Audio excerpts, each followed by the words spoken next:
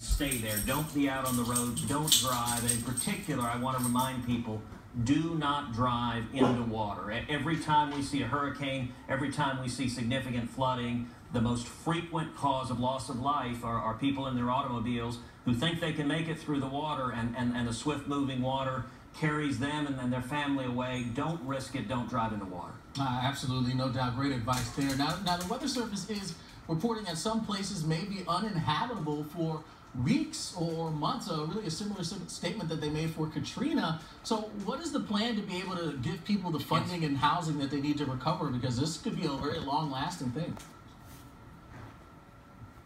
Well, at the county levels, they're preparing right now. Those counties that are under evacuation orders are working to help evacuate people. The first responders are getting ready. They're going to be right at the first level, whether it's the police officers or the sheriffs or the firefighters, the paramedics or the National Guardsmen, all of whom will be on the ground helping people in need.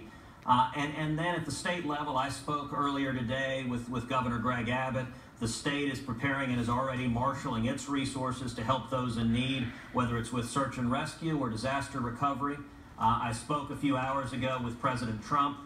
The president gave me his personal assurance that the federal government, that FEMA and the entire machinery of the federal government would act swiftly, marshaling resources and assets down here to Texas. And so my office is working very, very closely with the federal government, the White House, the state officials, the county officials, and local officials. And what we're seeing right now is a coordinated effort to prepare. And then when we see landfall and we see the consequences, we're all going to be working together to help those in need and then to repair whatever damage we see that comes from this storm.